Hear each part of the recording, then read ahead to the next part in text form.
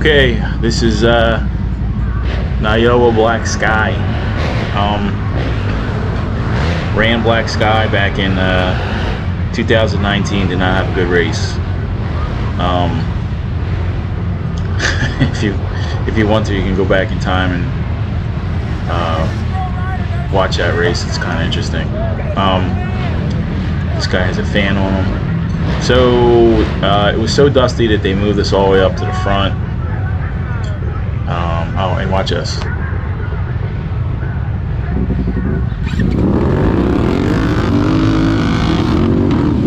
Little false start there. So this video is kind of on the boring side, I'll be honest with you. I don't get a great start here, and I get caught behind this guy on the Renegade with the tan plastics. I don't know who he is, but he's quite a bit slower than me, and there's a lot going on that I'm going to be talking about kind of in this video, because I got a lot of messages back from people who were like, you know, you switched to a 1000, why? And I'm going to go over quite a bit of that. So if you are in the market for either an 850 or a 1000, I'm going to kind of go over that and kind of go over, like, you know, what's going on in the race and where my headspace is. So prior to this race, I'll be honest, I was really nervous, and because I've never ridden in a 1000 before. I started off on a Polaris 850, went to a 1000, and the Polaris is a much more forgiving machine than a Renegade. Renegade, you can get hurt on a Renegade. I mean, even on the 850. So I've always been kind of ginger on it because I've seen a bunch of guys get hurt on them. The worst accident I ever saw in GNCC was a dude on a Renegade. And there's a lot I've learned since then.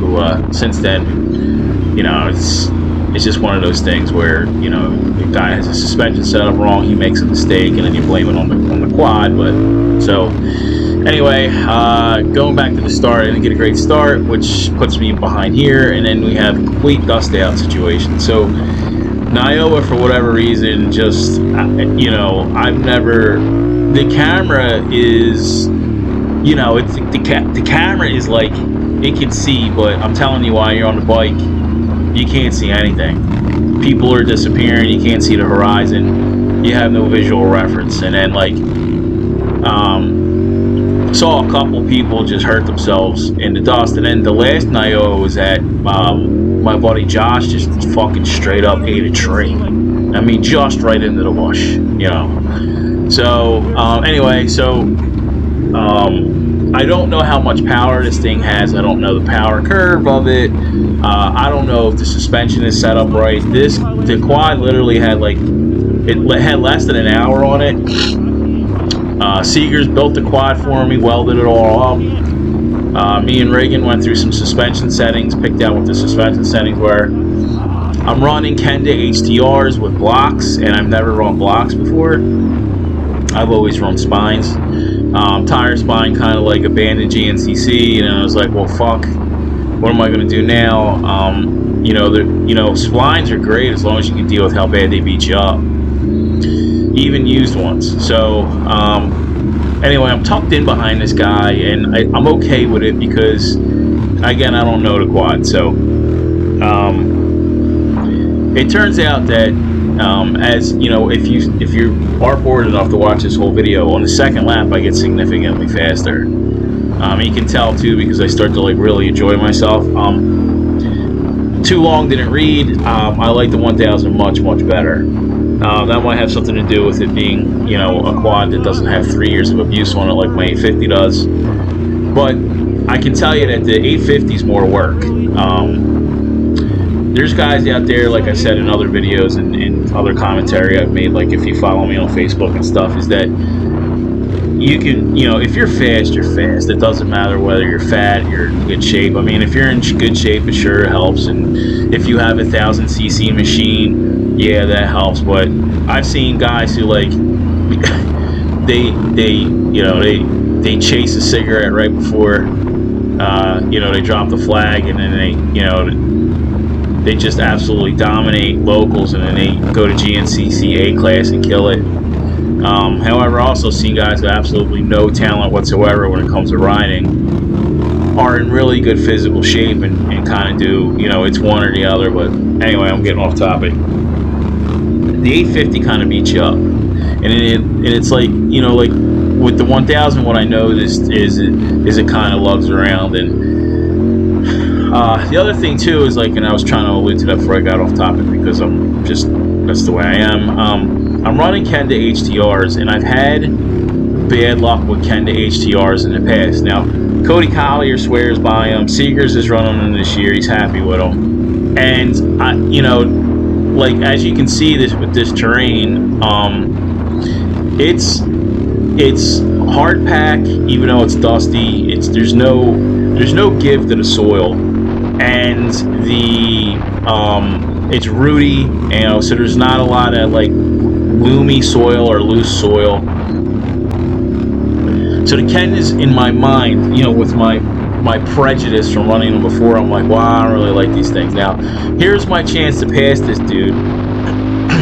And the weird thing about this track is there's signs everywhere that just basically are telling you know, don't get hurt. So I'm like, all right, well, I can't see that well, and I don't want to pass it because there's warning signs all over the place. So I have to kind of wait for my opportunity. I don't want to hit a kicker in this, you know, in the dust doing, you know, 70 miles an hour. I got the quad at one point 69 or 68 miles per hour on the third lap. And then the other weird thing, like, you know, like the thing with some of the locals versus what I'm used to with GNCC, because I run more GNCC, is like coming up right here, like there's a split, or maybe we even passed it, and I wasn't sure which way to go. So I'm trying to feel out the power of the quad. I'm trying to feel out, like, this, you know, how the suspension is, the suspension right. And then also the 2022 Renegades have a bunch of changes to them. Also, I can tell you that this quad is much more heftier than my 850. You know, again, I'm just kind of lugging behind this guy. I'm waiting for my opportunity to get past him. But anyway,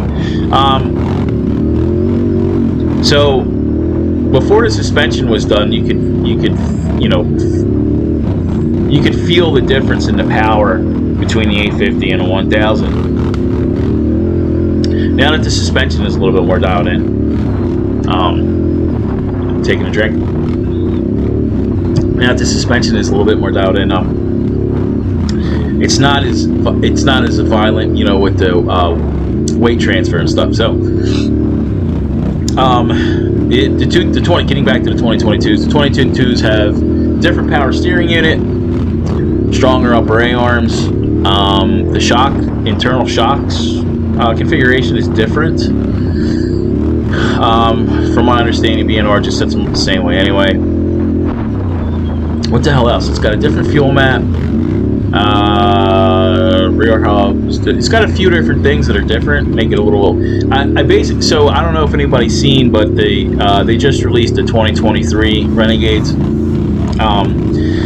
The other thing about this race too is when Seegers was putting the quad together, and as I was prepping it, he didn't take the. All right, here's finally where I get around this dude. He didn't take the hill descent out, and the hill descent, like, I don't like hill descent. It really beats you up. And you know, with my thing with me being paralyzed last year and having Guillain-Barré, my life is starting to get a little bit back, you know, to normal. I've put on some weight, both good and bad weight. You know, like I've been lifting in the gym, but in order to, you know, the doctor said don't worry about how much I weigh. You know, eat enough to start building my muscle mass back up, and I have, and I'm stronger. I'm actually stronger now than I was prior to me going in, but not, you know, like as strong as I was when I was in, you know, my 20s, and I was thinking I was hot shit and stuff. But with the thing I had affects your stamina, and also, like, oh my god, like everyone just dudes just are like, you know, pull your quad off to the side, man. Like, anyway, so with the hill descent, what it does is it you know, engine braking, I guess you could call it. it really hammers you on especially courses like this where you got to kind of let off the brake, let off the gas rather, sorry, and as you're trying to make, you know, tough turns, like it's trying to throw you over the bars. So that shit needs to go, because not only that, it had to be 95 degrees out there that day.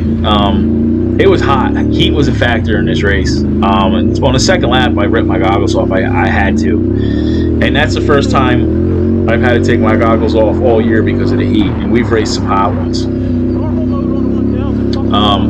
The 2022s also have the. I know it sounds stupid, but they changed where the 4-wheel drive position is, and you know I always race a 4-wheel drive. I don't know if everyone does, but I sure do. But I have a habit of on my 850 putting it in the normal mode, because again the sport mode kind of beats you up later in the race. But when you reach over to put it into sport mode or normal mode, you can easily flick the 4-wheel drive the wrong way on the controls on the 2022. With the 1000, I didn't need to put it in normal mode. I kept it in sport mode the entire time. In fact, I probably talked about it in the video if you can hear my voice. There's like a dude on a dirt bike. I'm like, why is there a dude on a dirt bike? So I put it into normal mode on the 1000 to see, like, you know, kind of how it was. It really sucked. The sport mode on the 1000 is vastly superior to the 850, and honestly, you know, that just might have something to do with personal preference with where you like your power band at. I've seen guys, you know, put cams in an 850 to kind of move the power band around, and I've seen guys at 1000s change the clutching around to get it more dialed into what they need. So, but so the Kendas were working. As I get more comfortable on the quad, the Kendas really started working. I gotta be honest with you, and that I don't know if it's just because I had them on, you know, the Renegade on the Polaris, switched them to a Renegade, and I was, you know, basing my bias on what they were on the Polaris, because you know, Polarises are giant piles of shit. It doesn't matter what fucking tire you put on them.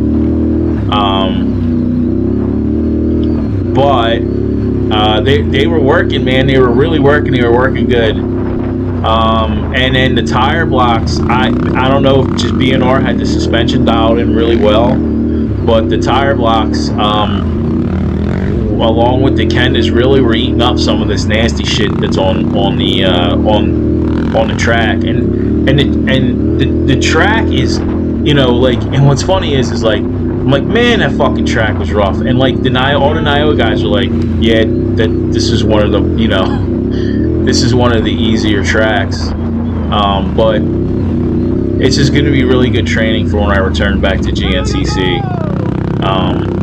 Anyway, so the tire, you know, the Kendas were kind of eating up some of the impacts. The blocks were eating up some of the impacts.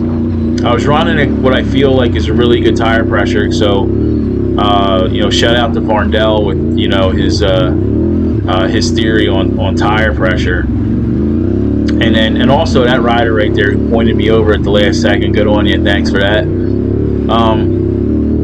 And then BNR set up the shocks really well, so maybe, you know, that has something to do, you know, or a combination of everything. The electric throttle on this 22 is just fucking phenomenal. It was running a horror show all day. I had a big ass smile on my face the entire time I was riding this bitch. What else? Alright, so my mindset in this race is just kind of get used to this quad. I start pushing on the second lap, and I spoiler alert, I finished 6th, but I catch 5th in a field section. It gets kind of like dusted out, and dude wrecks in front of me, and then I'm just I kind of got distracted, and again, like, I wasn't pushing. Now next race, whatever race I race in, I'm really going to try and push with this thing. I'm really happy with it. It's a weapon. It was a couple of things that need to change. Or it is a little tippy. It needs to get lowered a little bit. I went to 130 millimeter grips. Here's this photographer. There's a photographer at one point right there. Dude fucking blinds me with the flash. I went to 130 millimeter grips, and I like the 130 millimeter grip on the left hand side, but on the right hand side, where my throttle is, I like the 120 millimeter grip. So I might have kind of a wonky grip setup if you ever walk by my bike. I'm gonna try 2 different grip sizes and see if it makes a difference. I gotta change out that fucking flex bar pad. It's black, don't make no sense. I got these bars off of Justin Wood. He hooked me up, but the bar pad is cut out in the middle. Now I don't know if knowing Justin, I don't know if he had like his transponder in there or fucking anal lube, who knows, but it's cut out in the middle, and I whacked that pad quite often. So and then I call up FlexBar today, and I'm like, hey, I don't see red pads on the website, and the guy's like, yeah, we don't make red pads anymore. And I'm like, all right, and I don't know, I mean, leave it in the comment section. Is it like red? Like, I mean, fucking Hondas are red. How the hell are you gonna not make pads in red, blue, or yellow? Can-Am's for years were yellow. Suzuki's yellow. You gotta make blue for the Yamaha guys. You gotta make red for the Honda guys, and then anything else that's red. I mean, red plastics are pretty common. They made them on the Polaris too.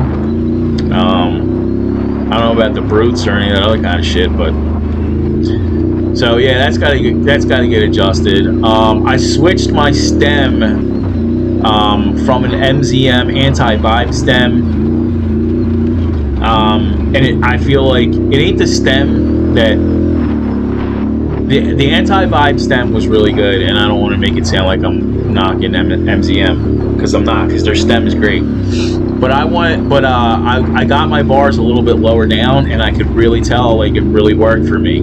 Also, it was much easier for me to stand up and kind of maneuver my way around the bike with the bars lower.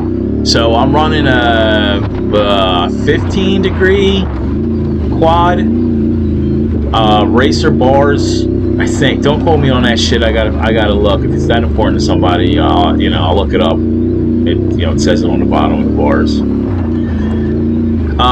Quad lows, and they with the Checo stem, and on my 850 it has the MZM stem, so I'm switching from the MZM stem back to a Checo stem on my 850. My 850, I don't know if I'm going to sell it or not. I don't know. My sponsorship with one of my companies next year includes getting me a quad, but with the way the economy is, stuff like that, I'm not even sure. Also, this track, by the way, and NYOA in general, is how the Yankees won the Civil War, man. These tracks are no joke. But these tracks are a fucking Rocky montage, dude. Like there's something else. I have image stabilization on, and I have the boost on, and it's still up. You can still see it. It's jumping around. kind of like just kind of waving the squirrels here. I'm sorry, you know, I'd much rather be chasing somebody down, and that's one of the things I kind of got to work on, is trying to maintain my pace. Oh, so that's a good point. Something to talk about. The 21s, yeah, the 21s and the 22s, the Renegades have a different dash, so you can kind of see what my mile per hour is.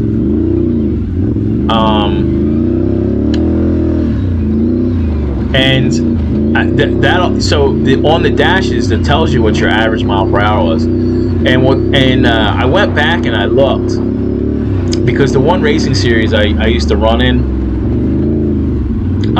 yeah, I almost flipped over there.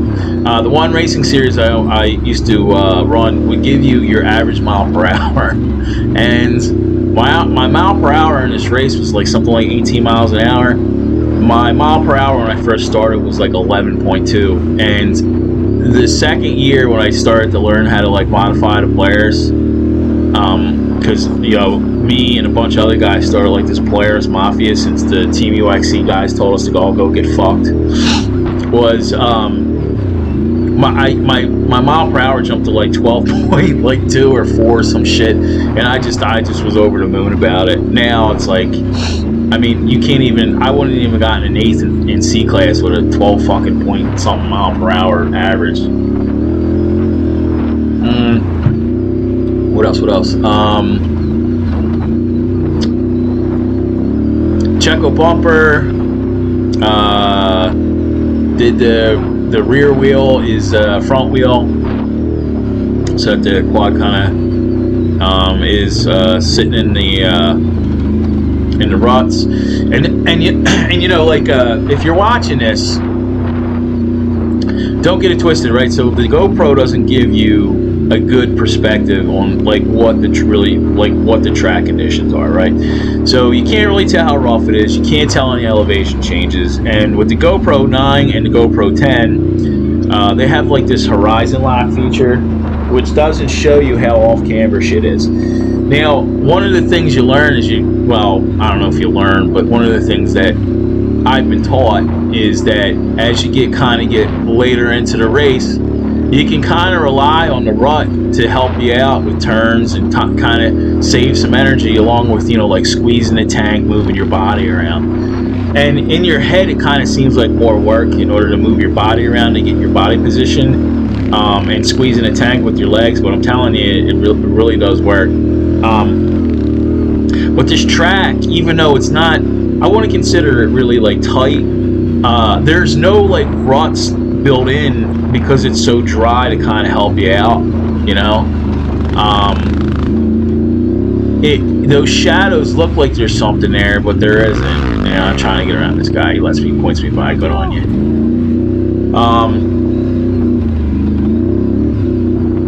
I noticed they sound dumb, but I also switched my boots out. I was wearing Leots, and I went to an O'Neill, the most expensive O'Neills that they make. I have an O'Neill sponsorship through Hook It, and it's like 40 or 50% off, which is really nice. Anyway, so I switched to an O'Neill boot, and it really, I don't know, maybe that also helped with how, like, I want to say the quads plush, but it certainly helped with fatigue. Also, O'Neill has really stepped it up with some of their race gear. Like, my buddy Ryan's a fucking gear snob, and he's like, you know, he's always got to have like the best shit with the city boots and the fucking Gurn whatever boots, and he's got a really fancy, you know, like somebody helmet. I'm sure it's signed by Jesus Christ, you know. It's and he's always like, oh, I don't like O'Neill shit. And when I first started, I could kind of see the point, but now they're so like their colors don't fade. You don't get those little like fuzz balls when you wash your gear. The little, as the fabric kind of wears away. These gloves I'm wearing are the truth, man. Like I like 100% gloves too, but these this pack package that O'Neill put together for their black and red gear. Oh fuck, I can't remember the name. I'm terrible. I can't remember the name of it. Anyway, it was their premiere gear last year. I put it on and I saw a picture of me. I look like Santa Claus or a fucking red M&M because I'm a fat fuck. But I was cool inside the gear. It was well ventilated. It has these like little intake. Like it looks like something off the front of the nose of a jet. The ride to the course was about to the Black Sky was about 6 hours for me. It's easy drive though. Yeah. Oh, here's another thing about the 1000, right? Is that with the 1000, it's so much easier to get the nose up. Yeah, like that. Boom! It just raises the nose. It ain't like it's a problem on the 850, but it's just easier on the 1000. I don't know if that has to do with overall horsepower or if it's gearing. I hear the front diff is different in these two now.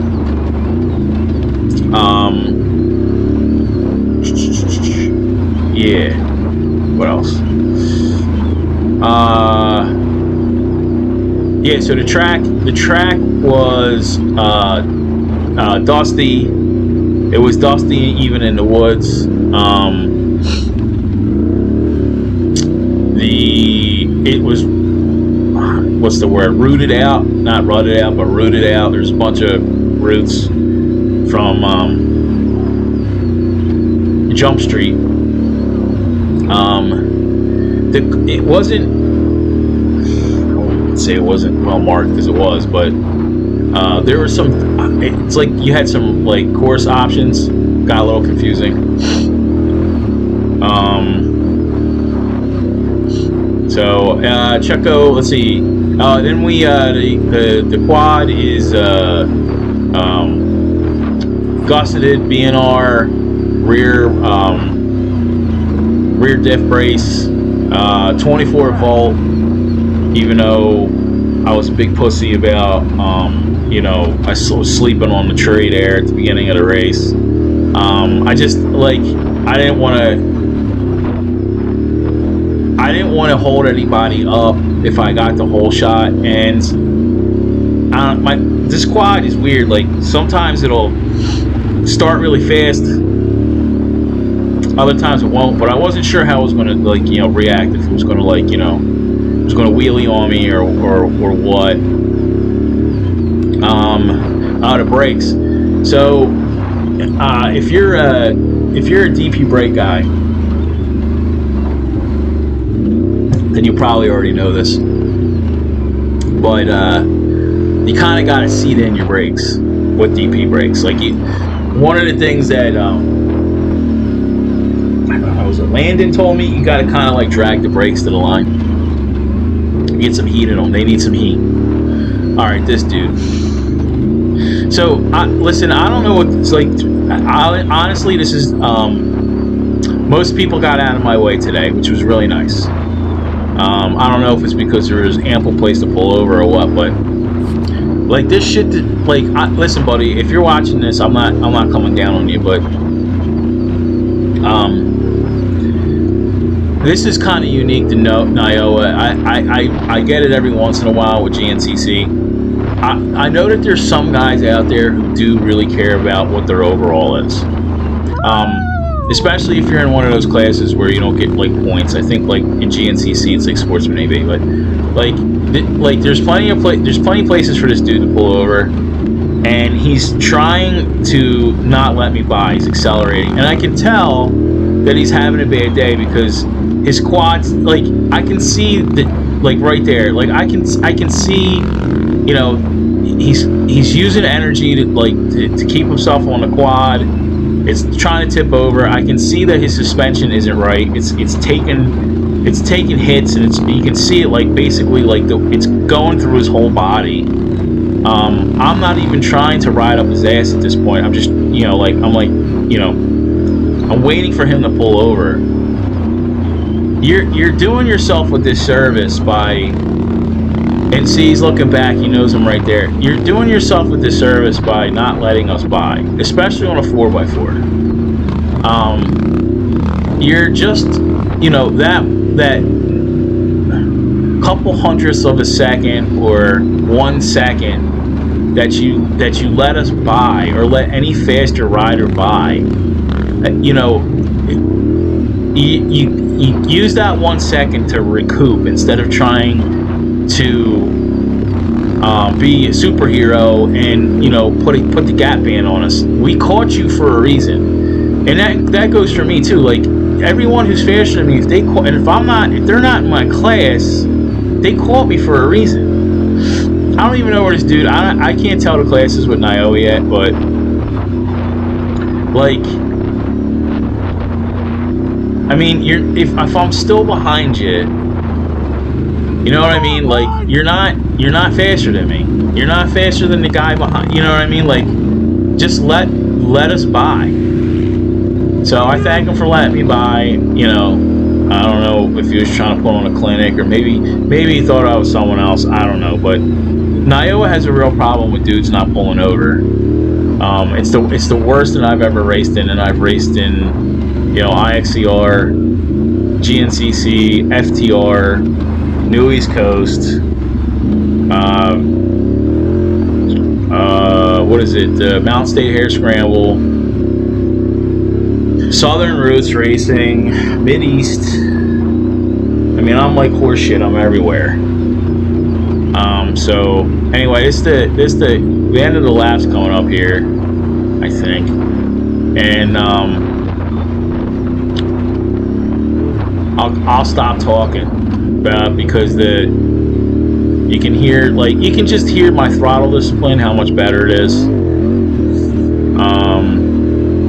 I start to have fun. I think I talk a little bit more, but I as of right now, unless something changes, I'm not going back to an 850. It's just the 1000 to me. You know, I mean, if I could lighten her up a little bit, that would help. I mean, that would make the 1000 vastly superior. But I like it a lot better. It didn't wear me out as much, and I've had snide little fucking dickhead remarks from some other people who are like, "Hey man, it's a mistake to buy 1000, especially if you're not that fast on an 850." And, you know, I'm not seeing a 1000 wearing me out, especially at this hard ass fucking race. So I don't know what my next race is going to be. I don't know if we're about a month out from fucking GNCC for the Boy Scout race in West Virginia. So I got some training I got to put in. I need to lose some lbs too.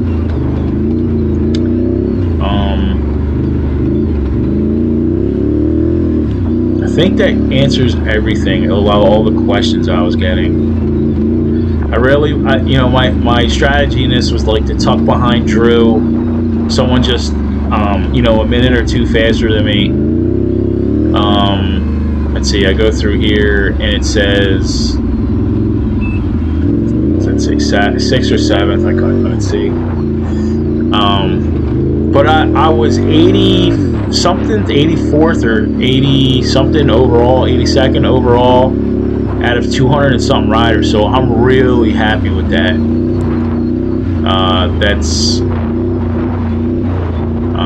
That means that I'm within striking distance of guys that are actually like what I would consider fast. Anytime that you're in the top 50 of an overall, and you know, relative to how many riders are in, you know, racing at one time, and I didn't get past that much either. In fact, I think the first person that passed me is on my second lap. So you know, and again, I wasn't even putting in effort in this. Like, I'm just now I can see it as I'm doing a commentary with this. I can see that I'm starting to get into the throttle a little bit, and I'm comfortable on the quad. In fact, as I'm doing this, I literally can't wait to get back on this thing and practice again. So All right, I'm gonna shut up. If you want to watch the second lap, go ahead. My second lap's actually faster. Thank you for watching. Thank you for all the NYOA dudes for being cool. Thank you to Seegers and Reagan for helping me build my quad. And then thanks for all my sponsors. If I doubt any of you watch this. If you're a no talent fuck like me and you want to have a good bike, use all my sponsors. So, yeah. So, alright, thanks for watching. I hope you like the commentary. I like doing it. Makes my life easier. And, yeah. Come out and try this shit. It's fun. If you want to come out and try it, hit me up. Even if you have a piece of crap quad, you don't need an XC built quad. Just kind of go out, get a feel for what it's like.